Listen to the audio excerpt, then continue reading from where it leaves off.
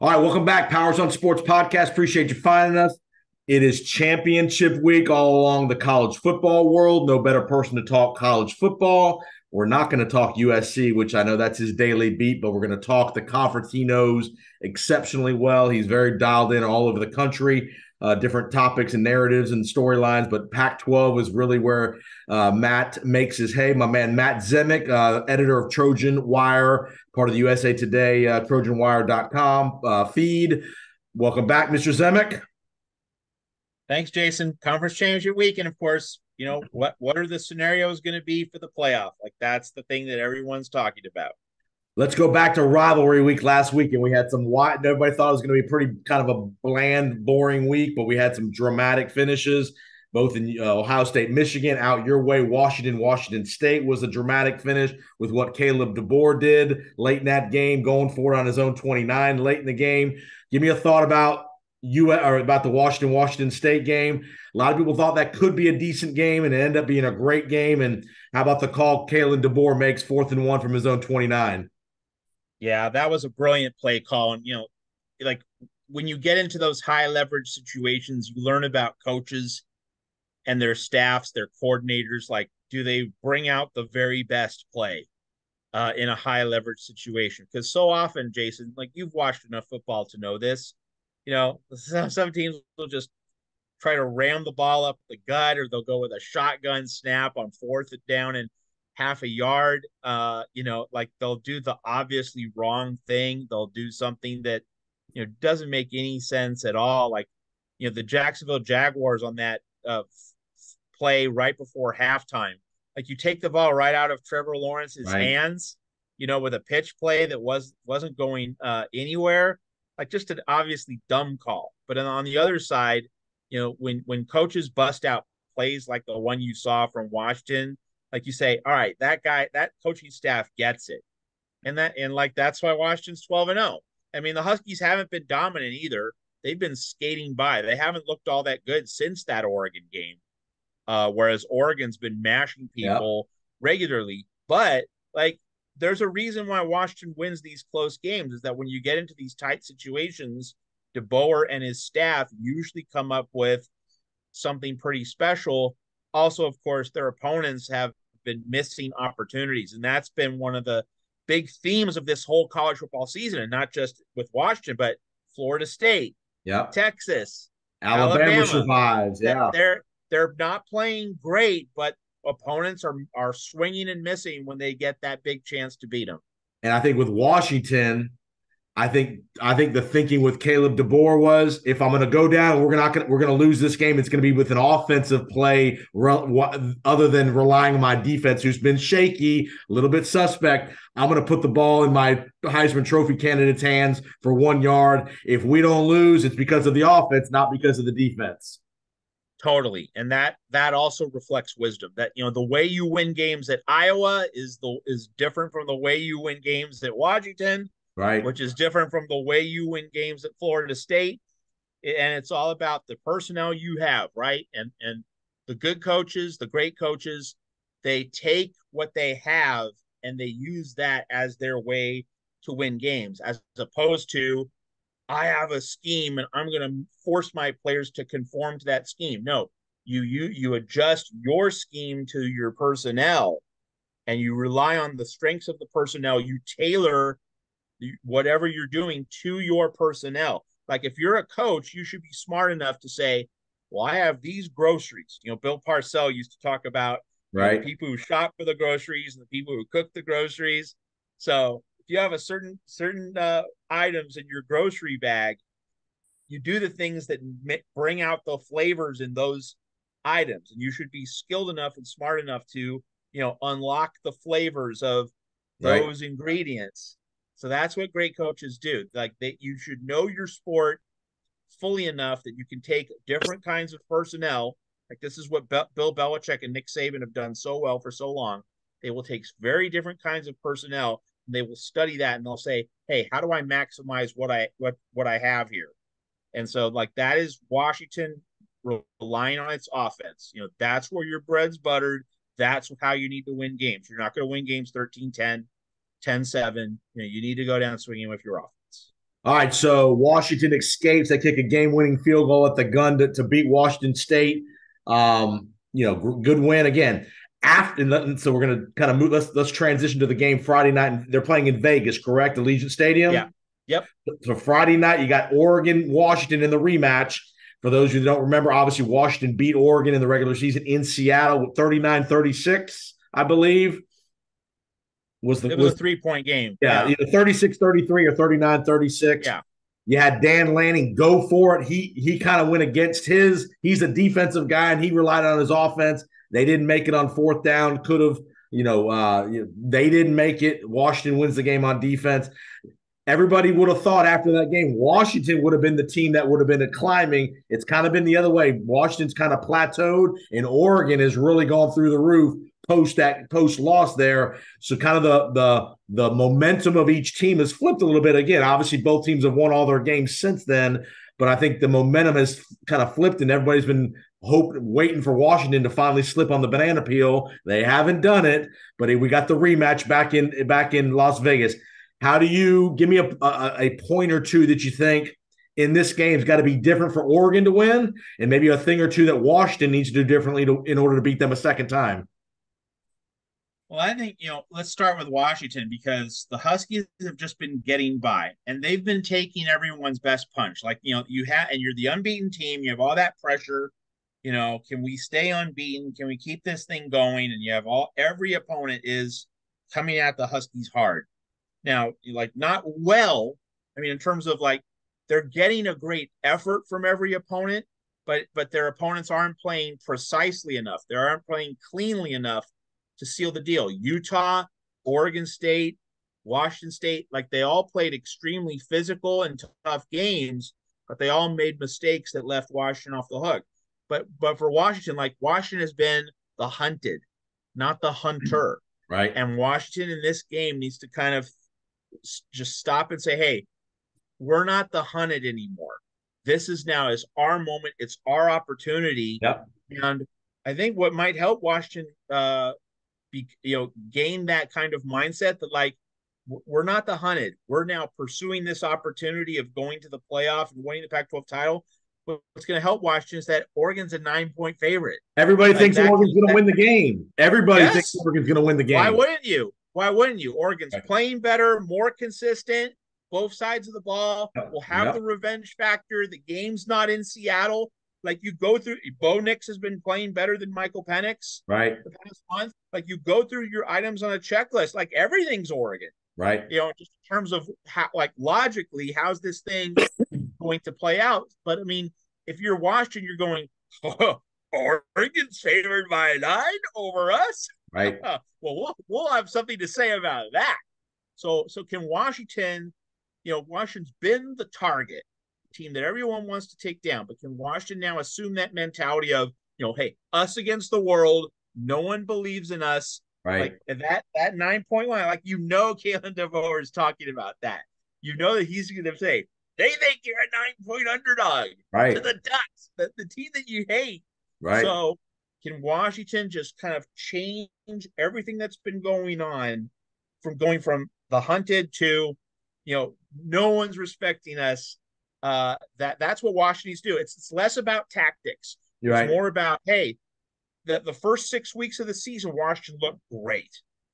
Through mid-October, Washington looked absolutely fabulous. And ever since then, Arizona State was the game right after Oregon. Right. And in that Arizona State game, Washington's offense didn't score a touchdown. Right. They got a pick 6. They didn't score a touchdown, won 15-7. Arizona State missed multiple field goals in that game. Stanford had him on the ropes. Stanford had him on the ropes. Stanford had him on the ropes. Yeah, it was a Stanford 2-point game early fourth quarter and dropped an easy, wide open 4th down and 2 pass. Yep. And Washington would have been in real trouble. Yes. So Washington's just been surviving, by its fingernails the past several weeks. And so it's less about the tactics. It's more about, taking a deep breath and saying, hey, we don't stop thinking about what we can lose. Let's think about what we can win. And let's treat this as an opportunity and a fresh start. It's really about Washington's looked like a mentally fatigued team. but it's gotten away with some bad performances because opponents just have had the knife to the throat, haven't been able to land the final blow. So Washington just needs to achieve a reset. For Oregon, I mean, what do? You go, hey, let's convert fourth downs this time. and this is a big point. Both teams' kickers have been bad, not just average, bad the past few weeks. Washington's kicker, won the game at the end, but he missed his previous 3 field goals, and Oregon's kicker is shanking kicks left and right. He missed a shorty last Friday against Oregon State. So the way these place kickers are going, you're probably going to see Dan Lanning go for them 4th and 3 and 4th and 4 because, you and I talked about this on your show. We talked about this right after he was too aggressive. Lanning was too aggressive in that. One of the things we were talking about, Jason, was, hey, take the 3 points, take the field goal. But if your kicker's missing 35-yard kicks, right, that throws that into question. It does. You're right. You're not assured of those 3 points. Right. So that is a huge thing going into this game. You're probably going to see a lot more 4th down, go for it decisions by both of these coaches, and that's probably what's going to decide the game. And an interesting element in this game, remember, it's indoors in Vegas, so no weather issues, no wind. So both quarterbacks who have great arms, have great receivers, won't have any issues with the weather or ball handling and gripping and all that stuff. It'll be perfect conditions. Who does that favor if it's perfect conditions? Wide receivers from Washington or trenches, more the offensive and defensive lines for Oregon? I think it's a wash, but I think what helps Oregon is simply that it's not Seattle. That it's not just that, when you have a rematch, there's obviously the revenge angle, and one team has revenge and the other team's trying to win 2 straight. But when you push that to the side, where was the first game played? And so that to me is the bigger advantage. It's not so much the revenge angle that makes me go to Oregon. It's that the first game was in Seattle and this game is in not Seattle. So it's not obviously, if it was in Autzen Stadium, that would be huge for Oregon. Right. But just the fact that it's not Seattle, it's not Husky Stadium, that in and of itself gives Oregon a much more comfortable environment. And I assume, and I'm pretty sure this is true, but correct me if I'm wrong, I assume the tickets are distributed equally amongst the schools. I would have to assume so. Yeah. But I don't know who's going to dominate the market. I would expect a pretty split crowd. I would too. I would think the Washington people are going to travel. Let's keep in mind that, in the past with the Pac-12 championship game, you've had a northern team versus a southern team, like Oregon versus Utah, USC. or USC, Stanford, right. Arizona. Right. So like Utah, much closer to Las Vegas than Oregon. Utah dominated that building 2 years ago when Oregon and Utah played in the Pac-12 championship game, and Utah, crushed Oregon in the 2021 Pac-12 title game. But with both teams being from the Pacific Northwest going down to Vegas, you're probably not going to have one side dominating the building. And with everything that's at stake in the game Friday, where other Pac-12 title games you haven't had the stakes as high as they are now. This is for a lot of people an elimination game. My question would be, what if Oregon wins a 3-point classic? Everybody says Oregon's automatically in, but how do you penalize Washington if you play 2 classic games and both teams win a game? And I know it's a conference championship, but both teams played a great schedule. They both had 1 loss, and they both beat each other once in 2 classic games. If it's a classic game, how do you automatically eliminate Washington? I think you do have to go to the conference championship. And let's remember, the first college football playoff in 2014, that's why TCU didn't get in. And I have my issues and problems with how all of that went down. If TCU wasn't good enough to get in, I don't have a problem with that. But if you remember from 2014, TCU was ranked number 3 in the next to last playoff rankings. TCU beats Iowa State by 52 points and then falls from 3 to 6. Right. Now, come on. If TCU was number 3 and then won its final game by 52 points, it didn't suddenly become the number 16. So my problem with that with that first playoff in 2014, it was that TCU was put at number 3 if the conference championship, which TCU did not win. Baylor was the Big 12 championship champion that year. Like, my problem is not that Baylor was ahead of TCU and that Ohio State, got in at the number 4 seed because of that whole conference championship thing. That's not my problem. It's that everyone was led to believe that TCU actually had the inside track due to that number 3 ranking in the penultimate playoff show. Right. Like, that was all manipulation. If TCU was ranked 5th in the next to last playoff show in 2014, like, we never would have had that controversy. Right. It would have been Ohio State because of the conference championship. So, like, that messed people up, and it really eroded the credibility of the college football playoff. But if we are going to distinguish, like, winning your conference is supposed to matter. And especially, Jason, if you win your conference, but you lose twice and another team lost once, that's different. Right. But if you both have one loss and you have the conference title, like, that should matter. Remember in 2016, when ironically Washington got in, and that was the last time the Pac-12 champion made the playoff, Penn State was Big Ten champion with 2 losses. Right. And that's why Washington with only 1 loss got in. But if you have 2 teams with the same amount of losses, you put in the conference champion. And I have a feeling we're going to talk about other playoff scenarios in a similar vein coming up short. We're going to that next. Give me a quick, who do you like in the game Friday?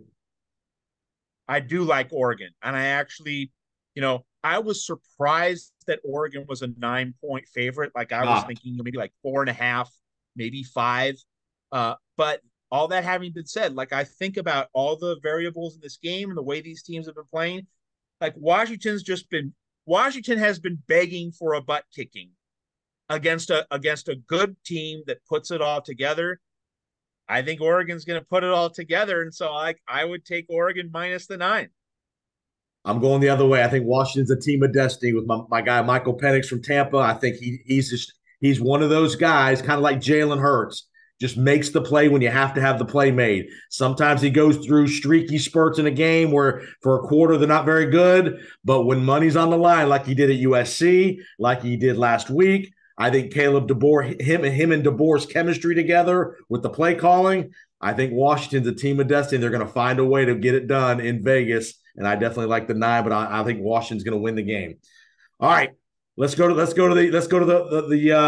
rankings. I think tomorrow, in no doubt, the rankings are going to be Georgia 1, Michigan 2, Washington 3, Florida State 4. I think they're the only 4 teams undefeated. Obviously, if all 4 teams win, the committee's job's pretty easy. I'm going to give you one scenario I'll ask you about in a minute, but if all 4 teams win Saturday in their title games, I think those are your 4. But if we have a little bit of chaos, I'm going to give you the first scenario. What if Florida State loses to Louisville? No backup quarterback. They struggled in Gainesville, found a way to get it done. If Florida State loses and you have Georgia, Washington, and Michigan 12-0, you have a 1-loss Texas team and potentially an Ohio State. Who gets the 4th spot? Is it Texas? Is it Ohio State? Who do you give the 4th spot to? Got to be Texas, right? Yep, it has to be Texas. That road win at Alabama held up. And, obviously, remember in September, we were thinking, oh, this Alabama team might lose 3-4 games, and that Texas win might not look so good. Well, sorry, Alabama has just 1 loss. So, like, the value of that win really holds up for Texas. So, yeah, Texas would. And the other thing is, Florida State's wins over LSU and Clemson did not hold up, especially Clemson. Like, the quality of those wins did not age well, nearly as well as a lot of people anticipated. Is there any scenario in your mind where a 13-0 Florida State, they escape against Louisville, low-scoring game, don't play well? Is there any scenario where an undefeated Florida State gets bumped by Texas or even a 1-loss, potentially Georgia team? 0. If you are a 13-0 Power 5 conference champion, you are in, period. No matter the quarterback situation. Nope. They deserve to be in. We've seen teams with injured quarterbacks getting into the BCS championship game. Like the first ever BCS championship game. That was Florida State, and Tennessee. Florida State had an injured quarterback back then, Yep. going against Tennessee in the Fiesta Bowl. And an interesting thing was Tate Rodemaker was very fortunate he got up Saturday night in Gainesville with the hit he took.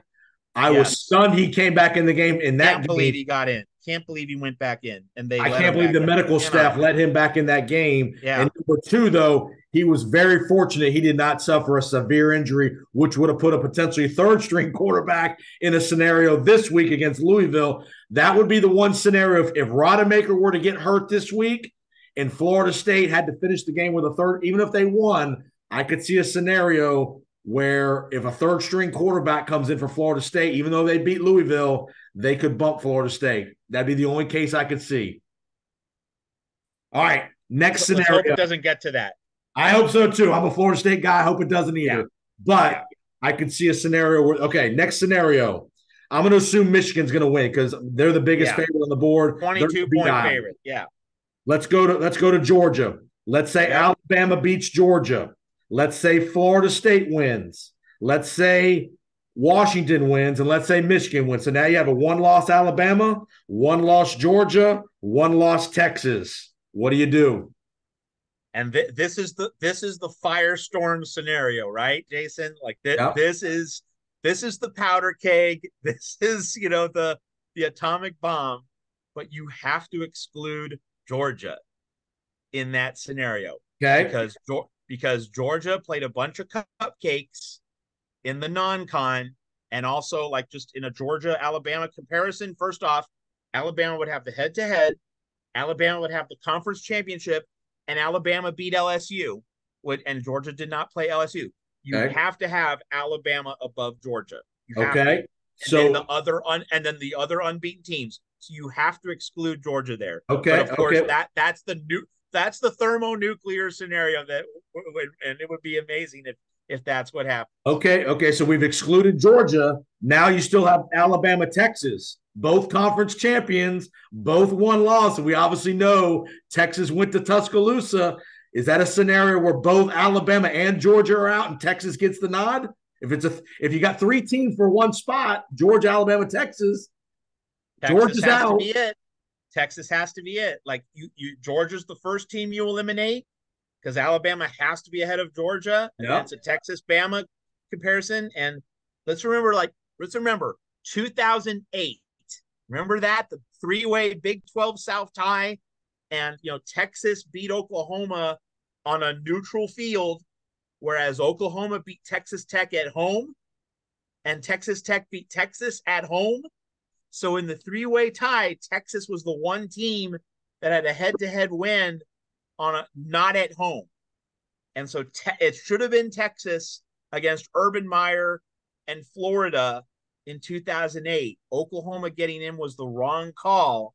So if that comes to pass this year, it has to be Texas.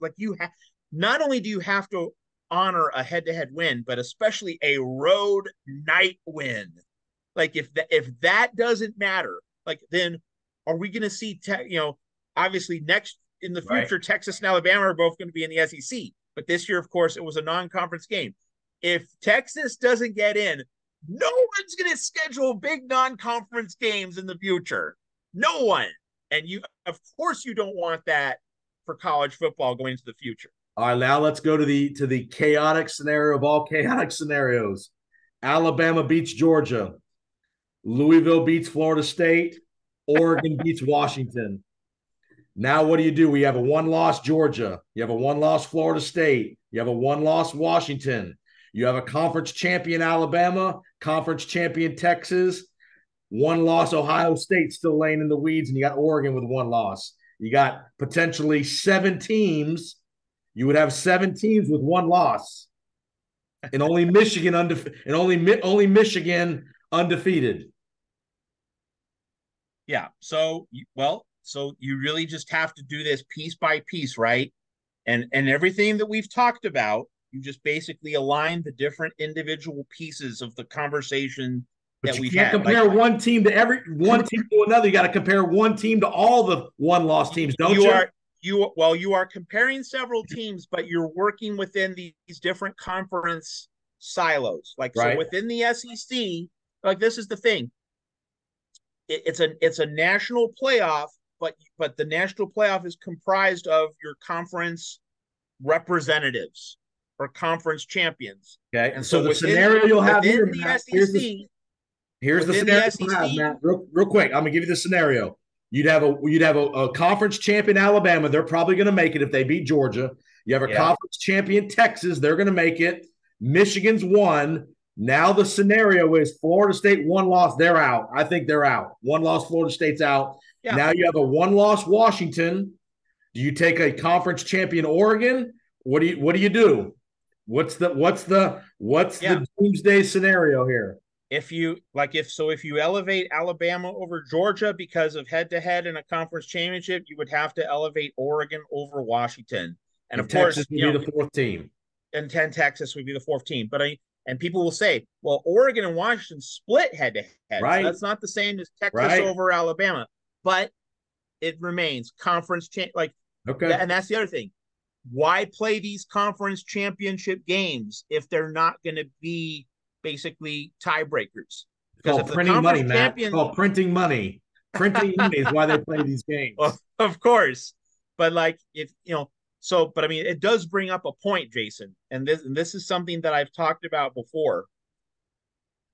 College football should, in my mind, restructure these conference championship games such that, if one team clearly finished at the top of its conference, then the conference championship game television slot or the television property, you turn that into a game between two teams that are on more even footing.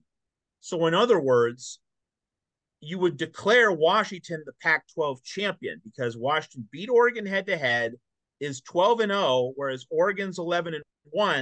You declare Washington the Pac-12 champion. So in this Pac-12 title game TV window on Friday night, December 1st, you have Oregon play Texas. And you use that as a playoff game or a elimination game. Yep, an elimination tiebreaker game, basically. Yep. Because who wants to see Texas play Oklahoma State? Right. Yeah. So I think that if college football is smart, ESPN's smart, you will see flex scheduling with these conference championship games such that you don't have to have two teams from the same conference if one team is the sole outright winner of the conference in the 12-game regular season and the 9-game conference season, because there's no tie in the Pac-12. Washington's finished first in the standings, Oregon finished second. Right. So you then use the Pac-12 title game property, the commercial property, the television property, as a way to play or put Oregon against Texas or another team. Well, what Florida State doesn't play Louisville, Florida State could play Texas. Alabama Or Texas. Yeah, something like that. Or Florida State could play Alabama in the SEC championship game. You say Georgia's the SEC champion, but because it's unbeaten and Alabama has one loss, but you have Florida State play Alabama instead of Louisville. Again, a much more attractive television property that's going to get bigger eyeballs. That is something that college football should think about for the future. These title games obviously are going to be devalued next year with 12 teams making the playoffs. Yes. So devalued a little bit. Some of these rivalry games, the Ohio State-Michigan game could be devalued a little bit as well. Because and this leads to another thought. Because you're going to have 16, 18 team super conferences, with what's happened with realignment, the Big Ten and SEC should both consider this for the future. Have not just a conference championship game, but conference semifinal games. You're going to get two more high-end games late in the season that could be playoff play-in games. I think it's time. If you have a large conference, if you have a 16-team conference, you can't play each other regularly. So having conference semifinal games would be a perfect way of getting more high-end inventory, but putting it into a championship formula. That's another big idea that college football needs to be thinking All about. right, quick thought, and then I want to get to the coaching hires. Does the winner of if both play well, does the winner of Oregon, Washington, Nix, or Penix win the Heisman Trophy if they both play well? I think so. Jaden Daniels is the most fun and entertaining player in college football. Too many But is he? losses. Too many But losses. 3 losses, and he was not the best player on the field against Florida State, and he wasn't the best player in the field against Alabama. Right. And it's like that to me undercuts the idea that he's the most outstanding player. And I think, just in terms of an eye test, the most outstanding player in college football this year, Marvin Harrison Jr. Maybe. But I mean, Yep. but you have to have enough statistical weight, along with just the eye test and like the NFL draft combine element. So that's where Harrison comes up short. I think Nix and Penix is really the heart of it, and that if one out decisively outplays the other and also wins, that's going to be your Heisman Trophy winner. I agree. I think especially if Penix beats Oregon twice, I think he's in the driver's seat personally. So, all right, let's go to a couple of coaching hires. There's been some stuff over the weekend, and there'll be some more stuff coming here. You got A&M who hired Mike Elko from Duke. We talked about that a few weeks ago. Mississippi State hires Jeff Lebby. Michigan State hires a guy from your neck of the woods, Jonathan Smith from Oregon State. Obviously, with Oregon State kind of being in limbo where they're going, I think you hate to say it, but Jonathan Smith had to take that job because of the payday, yep. plus the high-profile nature of Big Ten. He's shown he's a great developer of talent of lesser rosters. So I think that's been a key thing for, and he's done probably as much as he can do at Oregon State. You hate to say that, but with them not having a conference affiliation, he had to take that job. Any of those 3 jobs surprise you who they hired? I'm very surprised that Mississippi State hired Jeff Lebby. Let's remember, he has a relationship with Art Briles. Like that's a bad PR hit. That's a negative PR hit. And Oklahoma fans did not like Jeff Lebby. They hated him. They wanted to run him out of town. They were ready for a better offensive coordinator. Oklahoma couldn't consistently score against Oklahoma State and really squandered an opportunity to meet Texas in the Big 12 championship game. So like Mississippi State, what are you doing? Mississippi State should have been going after Willie Fritz. I don't understand these Power 5 programs in like the Mississippi State tier, not the top tier, but like that second tier below the heavyweights. What is it about Willie Fritz that these athletic directors aren't getting? I don't understand it. Willie Fritz is 23-3 in the last 2 years at Tulane. He's a god. Yeah, like he is doing unreal things. Why are people passing up on him? Georgia Tech was supposed to have had a great chance to land Willie Fritz and didn't go after him. I don't get it. Maybe he takes the Houston job. Holgorsen just got fired at Houston. I think he'd be a great fit for Houston, a notch above in the Big 12, that similar recruiting area, Louisiana, Texas. Yep. I think he'd be a really good hire there at Houston because Holgorsen was never a great, No. I never loved Holgorsen at Houston. I think Fritz could be the guy at Houston. Any surprises with who Oregon State more target an assistant guy? Do you anticipate them hiring a coordinator or, with obviously their instability of where they're going? The scuttlebutt out of Corvallis is that Trent Bray, the defensive coordinator, and he's very highly regarded, he wants that job. All right. But former Wisconsin coach Paul Chryst is in the running for that job. So Paul Chryst and Trent Bray might be the 2 finalists for Oregon State. Also UCLA retaining Chip Kelly, and UCLA just got firebombed by Cal at home 33-7. And yet UCLA is going to run it back with Chip Kelly. And UCLA scored just 7 points against an Arizona State team that finished 3-9. So what does that tell you? It tells you that beating USC was enough to make up for all this other bad football from UCLA this season. And it also tells me one game season. Yeah, but it also tells me the big recruit that he thought was going to be a good player, Dante Moore, ain't nowhere near ready. So I think he's going to go find him a guy in the transfer portal. He's got to find a quarterback in the portal that can run his offense. I think Chip Kelly, and I know you're closer to the situation than I am, I think he's done a pretty good job out there stabilized. because they've been known his years. They've been known they can't play any defense. If the problem is finding an offense, I think Kelly will figure that out. They've been able to play some pretty good defense the last couple of years. I think he'll be able to figure out an offense once he finds a quarterback in the portal or Dante Moore. That's a fair point. That's a fair point. They were much better on defense this year than they were last year. So if he does get a home run quarterback in the portal, he could do something really good. That's a fair point. That would be my set. All right. Boy, give me a quick thought on Boise. They're in the title game, the Mountain West, with an interim coach. Does that guy get the job, or what are they doing Boise wise, you think? Those players love the interim coach. I think it's a pretty easy call. You know what? In these kinds of situations, when the players really love the interim guy after you fire someone else, the main head coach midseason, my view is this: you give that coach the next season as kind of the prove it year. You give that interim 2-year contract, 3-year contract. Well, I mean, you give that coach the next season as like his audition.